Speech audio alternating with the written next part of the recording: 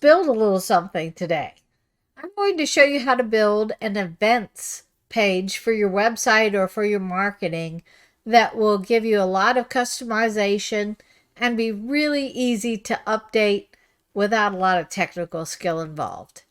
All of these are going to be using free tools. All right, when we're finished, just so you know, I'll let you copy my whole database and you can build right off of what I've already created, so it'll be super easy if you don't want to have to create your own. So let's take a look. First off, we've all seen Pinterest, and Pinterest is always a really beautiful visualization of things because it's all based on pictures.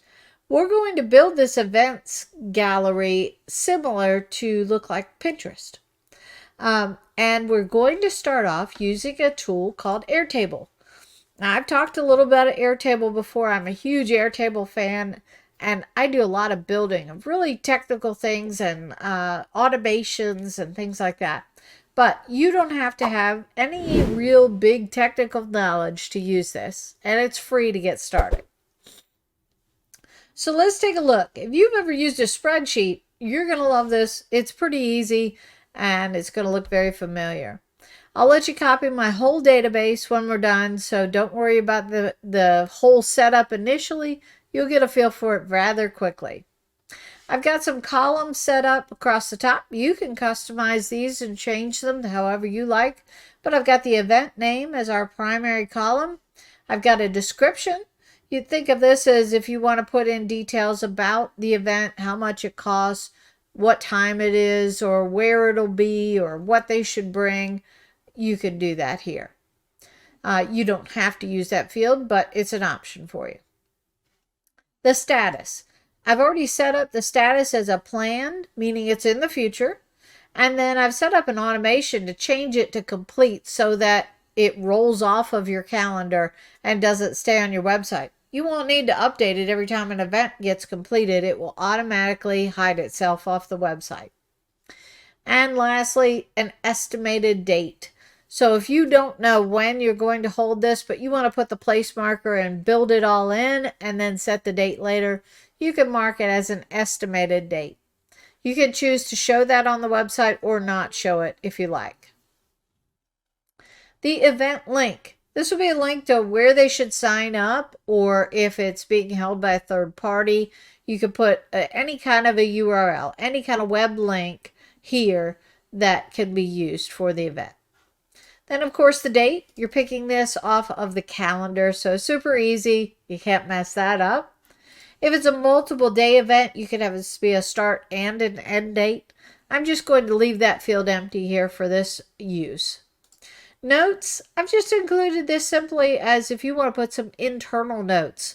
You may want to track after an event is complete and say, we don't want to do this one anymore, or this was a great one. We need to schedule this in March next year, or whatever internal notes you want to have.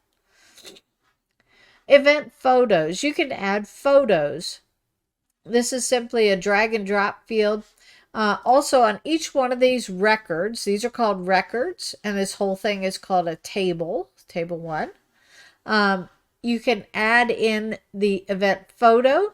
If we want to hit the space bar, it'll show me all these fields just in a different format, a scrolling format, and it'll show me what dates I changed. You can put in a contact email if you want. Again, an optional field. The sign up. This is going to be a button that can be used. So if I put in, let me just put in my own website here. The button will highlight and be available once there's a link in that field. All right. So what are we going to do with all this? Let's take a look. Let's add one more event here. We're going to add in an ice cream social. That sounds like fun. And let's make that be in June. And we're doing the calendar for next year here. So I'm going to make that be on the 17th of June. And I already have a photo ready.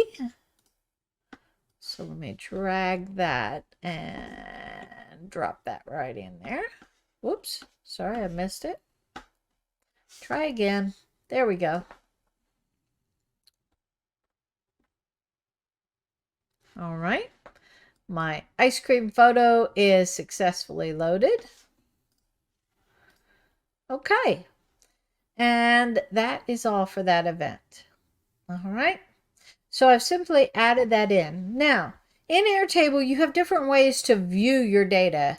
This is all going to use the same viewing, but I can set up, this is called a grid view. We can also have calendars, galleries. There's a whole bunch of different things we can do at the bottom here. But I'm going to first show you a separate view. And this is one, I only want this to show what's upcoming. Here, if I have completed events, like let's make that completed for a moment, I don't want that to appear on the website. So that will go away. So Valentine's Day is no longer listed. Okay, let's go back. Let's put it back. It hasn't happened yet, right? But you can set up filters, and I've set it on the filter. It has to say planned. So if it has completed or an estimated date, it is not going to appear on the website yet. Now I've taken this view of my data and I am going to look at it on the calendar. So if we look at it on the calendar here, we're in February. We see Valentine's night, kids paint night, glass fusing. Let's say we want to move the glass fusing. That date just isn't going to work. Let's move it to the 16th. I can drag and drop, and now the date has been updated. Now you can use this calendar and put it on a website or a page or share it with your staff as well. We're going to do the sharing on the gallery first, but you'll see the same way the calendar can be shared. All right, so the gallery, look how beautiful it is with all the pictures that we have of our great looking events. Now, what do we do with this? How do we let people see it? We're going to go to the share view option.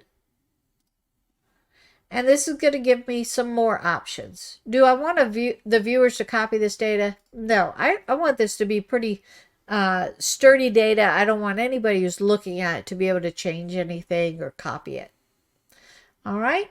So I'm going to hit the preview button here next to this little link. This is the link that I would give to anybody I want to share this calendar with, or this gallery with.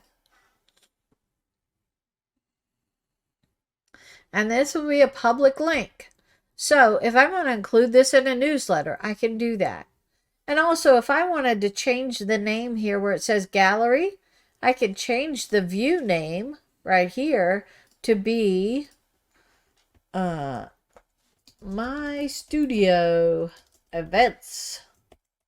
Okay. If I change that, that's going to change this name right here too. All right. So the gallery is the focus on what we're going to do. Now, if we want to take this one step further and add it to our website, that's easy to do as well. Let's go back to that share button.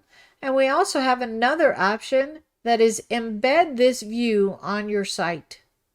So if you click that, you will see the HTML code comes up.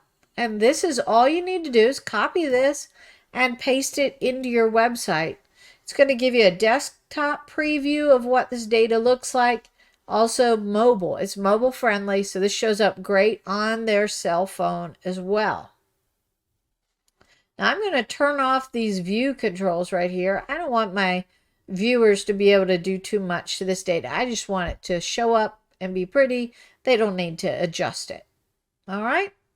So let's take now my embed information, and I'm going to copy that. And I've already started, depending on how you do your website, you can do this anyway, but I'm going to go over to the text portion where the HTML code is. My website is in WordPress, but no matter how you do your website, just paste that in. That's all you need. And I'm going to hit preview.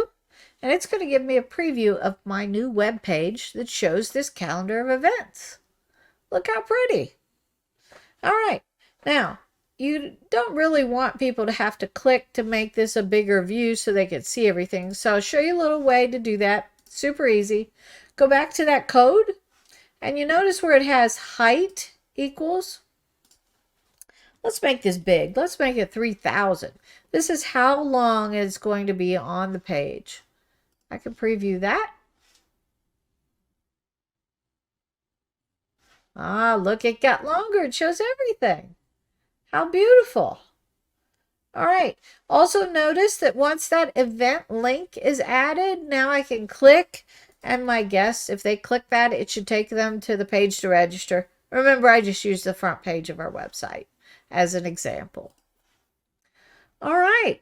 So a do-it-yourselfer events page, you can set up super easy. You can also set up separate views. Like, let's say that you only wanted to create a view for a school for all events that were appropriate for kids. So you don't want to include some of the adult events.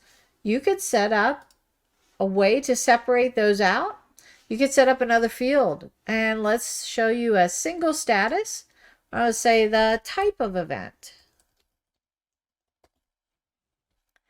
I could add in adults, kids, family. All right.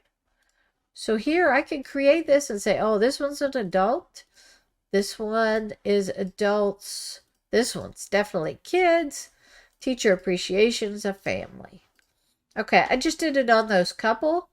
I can make a whole separate view. I'll duplicate that view. And let's make this one adults only events. Okay, so when I created that, I'll now change the filter and say when the type of event is adults. Now we only see that. I could do the same with the gallery. I could create a gallery that just shows the adult events. So the sky is the limit here. Take this and run with it. And I will include the link below that you can copy this whole base to get yourself started so you don't have to start from scratch. But I want you to send me the link to what you create. And also, if you have any suggestions of other projects you'd like to see us build, let me know. I'm on a build trend here. Thank you and have a great day. Please follow us on Facebook and Instagram. Please make sure to check out our blog and our website link below. Subscribe to our YouTube channel and hit the bell to be notified when we post. You can email me at donna@pyopaccounting.com.